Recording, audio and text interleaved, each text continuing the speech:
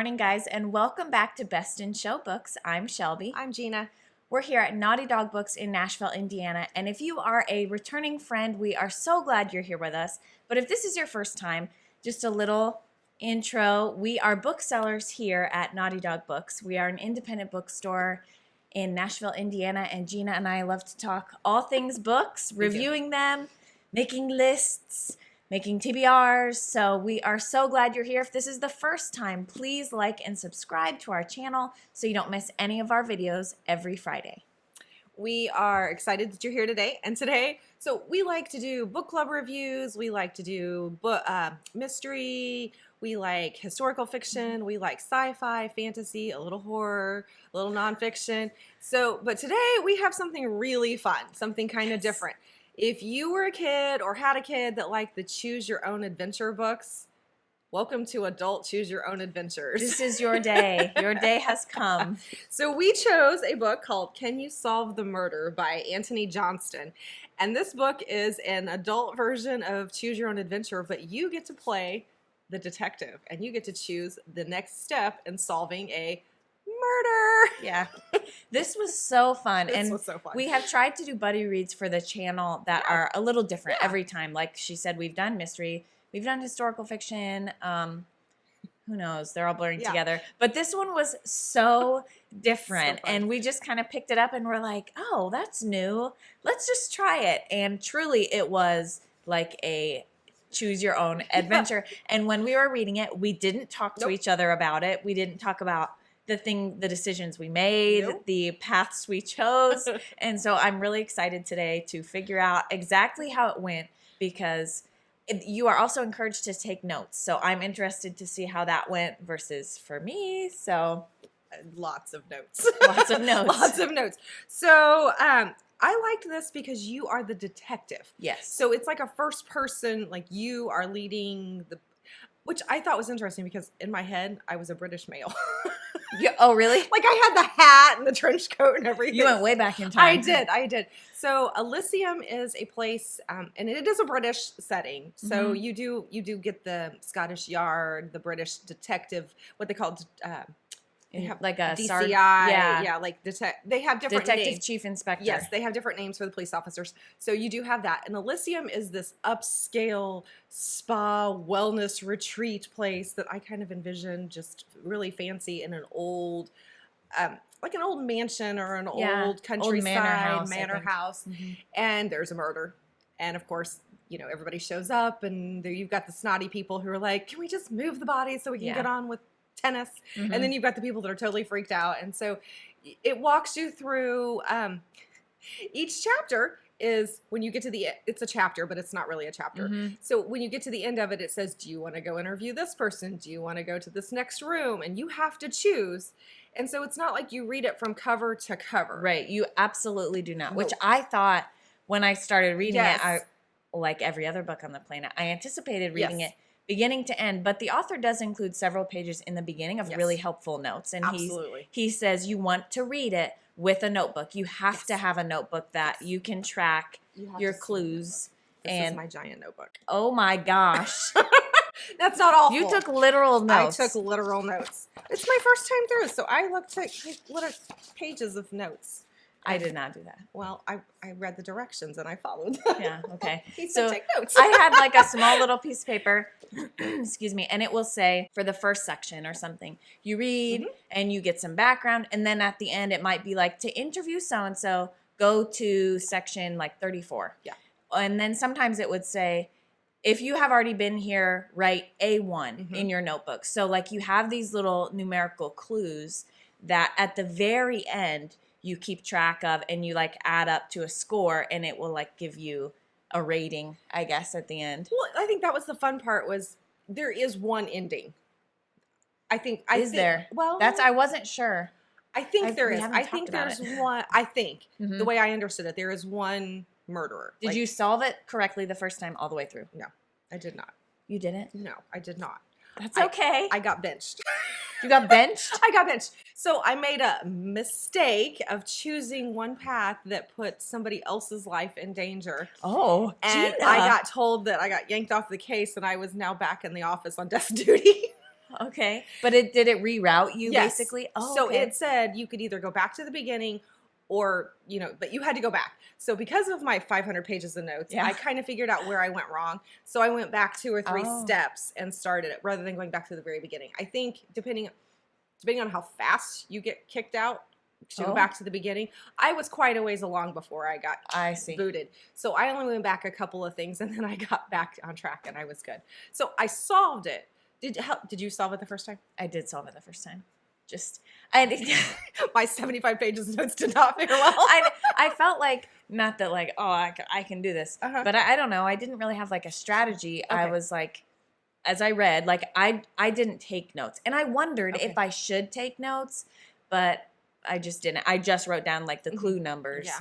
And I felt like, okay, because being a woman, I thought the detective was a woman. Oh, well, yeah. You thought you were in like a deer stalker. I did. I don't know what. I think it's my years of British BBC shows. I'm sorry. So I was like, what would I do in this situation? Yes. And so I did solve it, I guess. I think I took notes because when I came to the end of each chapter, I wanted to see what clues that led me to choose which path. And I was trying to think of it on my crime show, true crimeness. You were really channeling that. I was really channeling that. So I'm like, okay, what would a real police officer do? What would because I am married to one. So I thought of that too. And that's probably what got me in trouble, was because I was thinking, well, he's got 30 years on. He was peering over your shoulder Yeah, and I would tell him things and he's like, oh, Lord, like, why are you telling me this stuff? So I think that's why I took so many notes, was because I knew at the end of each chapter I had to make a decision. So yeah, true. And did you have any idea as you were going along who you thought was going to be the murderer, or you thought was going to be the? I maybe a little bit, but I did try and not get like too invested. Like I just kind of tried to go and like absorb, for lack of a better term, because I wasn't taking notes. But I do think that there are quite a few red herrings in the story. Absolutely. And it wasn't until I finished that I was like, oh, okay, so they did throw these things in there. And I think if you followed some of them, like you could end up benched or like kicked off or whatever. And so it is kind of tricky. I didn't think it was as open and shut as I expected it to be. Yep. I thought it would be kind of like Miss Marple, like kind of a real like light and easy thing. Yeah. And although it was fun, you know, it had some decisions where I was like, either is a good decision. I agreed. I thought that too. Especially some were wrong. A couple where it told you had 3 or 4 choices, but you only could have a maximum of 2 interviews. Right. Yeah. Like it would give you 4 people that you could interview, but you could only choose 2. And it was like, oh, but all 4 of these people really need to be talked to. So why can't I choose all 4? So it made you think about, okay, who would be the most valued interview? Who's going to give you the most dirt? Who's going to be the closest to the victim? Or I don't know. It was really interesting. It was. I really enjoyed this. This is. Yeah. It didn't feel like homework. It didn't feel like an assignment. It was joyful to read and follow. It was really fun. Yeah. And I feel like sometimes books lose that, like in reading, especially. I know I feel like if I'm reading like for book clubs and I've got to do this, I've got to do that, it feels more like a chore. Exactly. A job. But this was fun. And it was also really neat just to appreciate how he wrote it. Yes. Because like I said, I thought it was just kind of an open and shut thing. I didn't expect to flip around so much. Yes. I thought it would be a little more linear, but I thought, I can't imagine the structure of him writing this. I know. Yeah, because I think one of the first times that I chose something, I went from page like 28 to like 174 all the way at the end of the book. And I was like, oh, okay. I thought I was maybe going to skip like 2 little chapters, and it was not. And then I went from 174 back to 21. Right. So I thought that was a really interesting concept. And then when you're done and you either solve it or don't solve it, which I kind of feel like you solve it, it just may take you multiple tries. Yeah, I agree. So the little number cues and the number clues that they tell you to write down, like A1 or F3, at the end, you get points. And I think then that tells you what level of detective you are. Yeah, it does. I was really scared that I was going to be like, you need to go back to Scotland Yard. I was a little afraid they would be like back to the academy. Yeah, I know. So I was kind of in the middle. I was not top of my list, top of the. Let's see what those rankings were. Yeah, they were fun. Okay. You had amateur, detective constable, detective inspector, master detective. And it was... Where were you? Do you mind asking? I was a master detective. Were you really? Yeah, I was. Oh, well. What were you? Well, because I had to start over, I got deduct points. So I was at the high end of detective inspector. Oh, good. So which is right there next to master detective. Yeah. So fewer points would have been like 20 or fewer points as amateur. I was really afraid that I was going to be I'm not going to watch Dateline anymore. They were like, you can't even write your name on this case file. No, I feel like that would have been like the SATs. Did you even spell your name correctly? Yeah. You get points for that. So it was fun. I so enjoyed this. I really thought the writing was good. Mm-hmm. Even if I had read it as a story, the way it was written, I would have enjoyed it as a novel. Right. All the way through. I thought that writing was really well done. I agree. So because we are the first person detective when you read through, there's another detective along with you. Your partner. Your partner, and she is new from Scotland Yard. What did you think of her? Because she was all over the place. I feel like she was such an ambiguous character throughout. Like, I wonder if she was written that way to kind of determine the path you take, because sometimes she was just all over the wall. I mean, she was all over the place. Yeah. And I just never really knew how to take her. And so it was like, because she's acting like this, I'm going to act like this. And like a good cop, bad cop. Yes. And so I wonder if that influenced it. Because she had lots of years on to Scotland Yard before she came back to this small little British town. And sometimes she was snarky. Sometimes she was rude. Sometimes she just had an opinion. You were like, oh, keep that to yourself. But sometimes she was gentle. Yeah.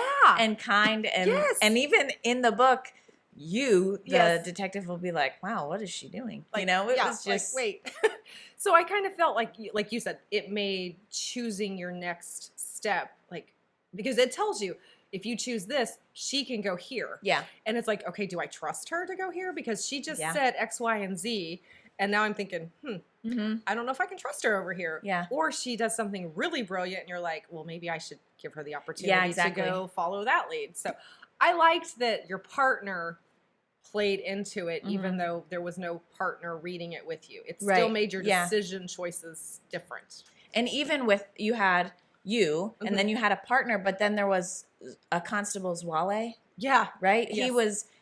He is not as high a rank as you, but your decisions also affect him. And so I thought that was another kind of masterful way it was written. Yes. That your decisions don't just affect you. You are kind of like butterfly affected. But I think that was interesting is all of the characters make the things that they say and do make you choose. Like the guy that owns the Elysium. There's a massage therapist. There's a kind of like a senator or I don't remember what they call him, but she was like an elected official in town. So there's all kinds of characters that are staying in this hotel or work at this hotel or the spa that play into this. So you get a whole cast of characters. Yeah, you really do. Almost Agatha Christie-esque. Yes, very much so. And you also at some point have a this is not a spoiler. You have a kind of locked door situation. It becomes a locked room setting, and then you're really stuck with these people, and you're like, okay, what's really going on? Who's really telling you the truth? Yeah, this was one that I wasn't sure how to take it, and when we chose it, I was like, okay, this is either going to be really campy and dumb, or I enjoyed this thoroughly. Yeah. Thoroughly. Not dumb. Not dumb. No, it was really fun. And we talked about this morning. I was like, I wonder if there's another one yet. Has he done another one? Is there another one coming out?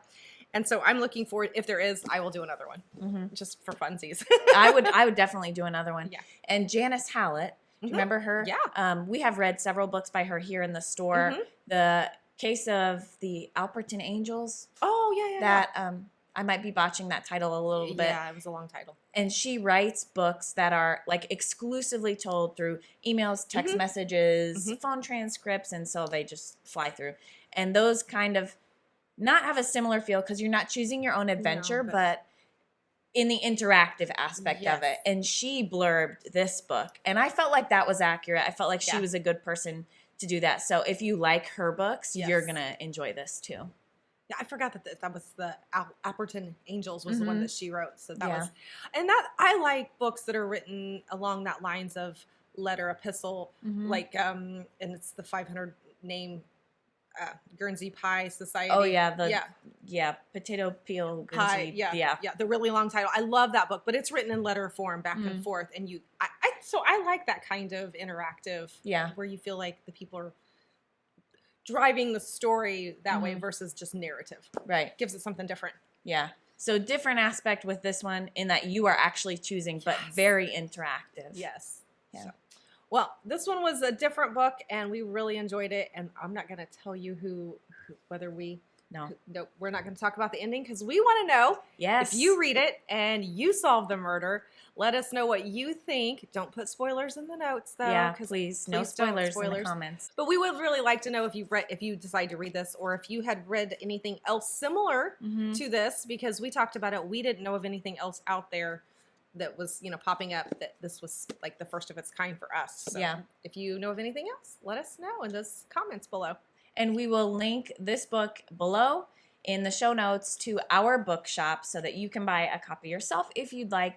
And if you have any suggestions for what we could do for our next buddy read, for some reason I feel like that is the hardest decision, like out of all the book club reads, the personal reads, we have the hardest time picking something together. So we've had a couple of books that I'll be like, here, you read this, and we'll get 3 or 4, a couple chapters, and I'm like, no. Here, you read this, and we're like, no.